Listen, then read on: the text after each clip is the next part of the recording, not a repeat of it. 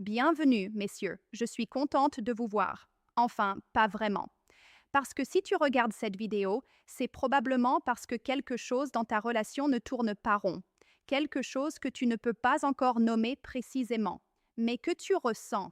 Considère cette vidéo comme ta confirmation. Est-ce qu'elle te reste fidèle? Ou est-ce qu'elle est sur le point de te tromper? Voire elle a déjà commencé? Je vais te donner les signaux, pas pour te faire peur, mais parce que la vérité, même quand elle fait mal, vaut mieux que le mensonge confortable dans lequel beaucoup d'hommes s'installent pendant des mois, parfois des années. Mon nom est Dr. Chloé Léon et c'est ma chaîne dédiée aux conseils relationnels pour les hommes. Si c'est la première fois que tu atterris ici, abonne-toi. Il y a beaucoup plus de contenu comme celui-ci. Allons droit au but. Signal numéro 1. Les indisponibilités inexpliquées.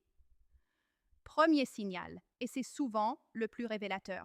Il y a des moments récurrents où elle est injoignable, et quand tu lui demandes pourquoi son téléphone était éteint, pourquoi elle n'a pas répondu pendant 3 heures, pourquoi elle était inaccessible, les explications ne tiennent pas la route. C'est toujours une excuse, puis une autre, puis encore une autre, chacune plus fragile que la précédente. Laisse-moi être direct avec toi. Quand tu tiens à quelqu'un, tu fais des efforts délibérés pour être disponible. Je ne dis pas que tu dois être disponible 24 heures sur 24, mais cette personne est une priorité. Et quand les circonstances t'empêchent de répondre, tu rappelles, tu expliques, tu t'assures que l'autre ne s'inquiète pas. Est-ce qu'il arrive que le boulot t'empêche de répondre immédiatement? Bien sûr. Mais se trouve-t-il que ton patron a besoin d'elle uniquement entre 23 heures et 1 heure du matin, chaque mercredi, quand son téléphone est miraculeusement éteint? Ça ne tient pas. Le signe le plus clair d'une infidélité naissante, c'est un schéma d'indisponibilité répété sur une période prolongée, sans explication cohérente.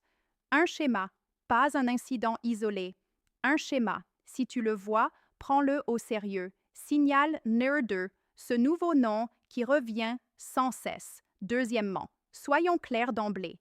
Je ne dis pas que chaque fois qu'une femme mentionne le nom d'un nouvel ami masculin, elle couche avec lui. Ce serait absurde et injuste. Ce dont je parle, c'est du schéma. Ce nouveau prénom qui revient dans chaque conversation. Cette personne avec qui elle passe de plus en plus de temps. Ses sorties, ses messages, cette présence grandissante dans sa vie, au point que ça commence à empiéter sur ta relation à toi. Et quand tu exprimes ton inconfort, quand tu lui dis honnêtement que tu n'es pas à l'aise avec la place que prend cette personne dans sa vie, elle ne recule pas. Elle défend cette amitié. Elle s'énerve. Des disputes éclatent régulièrement à cause de cette tierce personne. Voici la vérité que beaucoup d'hommes refusent d'entendre. Dans une relation sérieuse, quand ton partenaire est genuinement mal à l'aise avec quelqu'un dans ta vie, tu fais des efforts. Pas nécessairement couper le contact du jour au lendemain, mais tu rassures, tu ajustes, tu montres par tes actes que ta relation passe en premier. Si elle n'est pas prête à faire ça, si cette amitié vaut plus à ses yeux que ta tranquillité et l'harmonie de votre couple, c'est que quelque chose ne va pas. Et souviens-toi, la trahison n'est pas toujours physique. Elle peut être émotionnelle, mentale. Une femme peut tromper son partenaire émotionnellement avec un autre homme bien avant qu'il ne se passe quoi que ce soit physiquement. Et cet attachement émotionnel naissant est souvent plus dangereux que l'acte lui-même. Signal Nazir 3. Elle ne peut pas répondre à tes appels en sa présence. Troisième signal, et celui-là est particulièrement révélateur. Il y a une personne en particulier, et à chaque fois qu'elle est avec elle, ton appel reste sans réponse. Ou pire, elle décroche, te répond à peine et raccroche avant même que tu aies fini ta phrase. Je serai bientôt libre. Elle raccroche. Ce n'est pas arrivé une fois, ce n'est pas arrivé 2 fois. C'est un schéma récurrent. Et certaines femmes vont même jusqu'à justifier ça en disant que si elle répondait à ton appel en sa présence, ça le rendrait jaloux. Arrêtons-nous là. Il serait jaloux. Lui, pas toi. Lui. Tu es le petit ami. Tu es le partenaire. Et c'est l'autre homme qui serait jaloux si elle te parlait devant lui? Qu'est-ce que ça te dit sur la nature réelle de leur relation? Un ami ordinaire ne s'offusque pas que tu répondes à l'appel de ton partenaire. Un ami ordinaire comprend que ta relation passe avant leur conversation du moment. Si lui est jaloux de toi, c'est qu'il a développé quelque chose pour elle. Et si elle protège ses sentiments à lui en coupant tes appels, c'est qu'elle protège quelque chose qu'elle n'est pas prête à te montrer. Signal numéro 4. Elle utilise ses affaires personnelles. Quatrième signal. Donnons-lui un nom pour l'exemple. Appelons-le Julien. Julien était là avant toi. C'est un ami de longue date. Tu as soulevé le problème plusieurs fois. Des disputes ont éclaté à cause de Julien. Et pourtant, Julien reste. Et maintenant, tu arrives chez elle un soir et elle porte le sweat de Julien. Ou la voiture de Julien est garée devant chez elle parce qu'il lui a demandé de la tester. Ou elle a une paire de ses affaires chez elle avec une explication qui tient à peine debout. Pose-toi cette question simplement. Julien a combien d'autres amis à qui il pourrait prêter son sweat, sa voiture, ses affaires personnelles, et pourquoi c'est elle, parmi toutes ses connaissances, qui bénéficie de toutes ces attentions particulières? Les objets personnels créent de l'intimité. Ils établissent une présence physique dans l'espace de l'autre. Ce n'est pas anodin, ce n'est pas innocent. Et si ces affaires étaient là avant que tu entres dans sa vie, c'est une conversation différente. Mais si c'est nouveau, si c'est récent, alors c'est un signal que la frontière entre amitié et quelque chose d'autre est en train de s'effacer. Elle a peut-être déjà commencé à tromper. Et si tu as besoin d'une vidéo pour te l'expliquer, maintenant tu sais. Signal N5. Elle ne sacrifiera pas cette relation pour la vôtre. Cinquième signal. Et pour moi, c'est le plus clair de tous. Je ne suis pas du genre à donner des ultimatums facilement.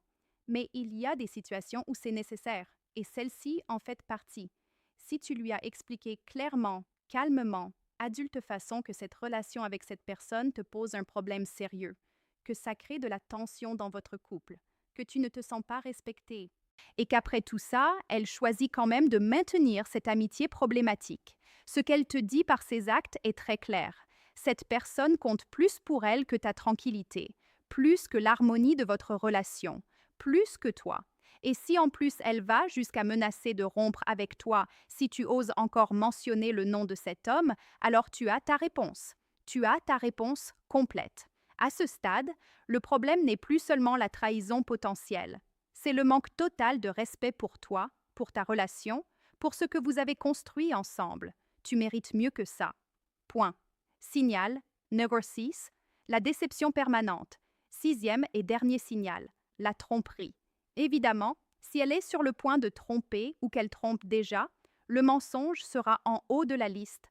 Elle ne te dira jamais la vérité sur où elle est, ce qu'elle fait, quand elle rentre, avec qui elle passe son temps. C'est une histoire après l'autre, une excuse après l'autre. Elle est devenue experte dans l'art de tisser des récits parallèles. Elle jette du sable dans tes yeux avec une telle maîtrise que tu commences à douter de ta propre perception. Et c'est là le danger le plus insidieux, parce que quand un homme commence à douter de lui-même plutôt que de la situation, c'est qu'il est déjà perdu dans le mensonge de l'autre. Voici ce que je te conseille. Si tu as ce sentiment profond qu'on te ment, ne l'ignore pas. Ce ressenti a une valeur. Prends le temps d'observer, de poser des questions directes, et quand tu trouves les preuves que tu cherchais, quand tu confirmes que oui, elle t'a menti, qu'elle t'a manipulé, qu'elle a joué avec ta confiance, il est temps de mettre fin à cette relation, pas avec colère, pas avec rancœur, mais avec la clarté d'un homme qui sait ce qu'il vaut et qui refuse de se contenter de moins que ce qu'il mérite. Conclusion, ce que tu mérites vraiment.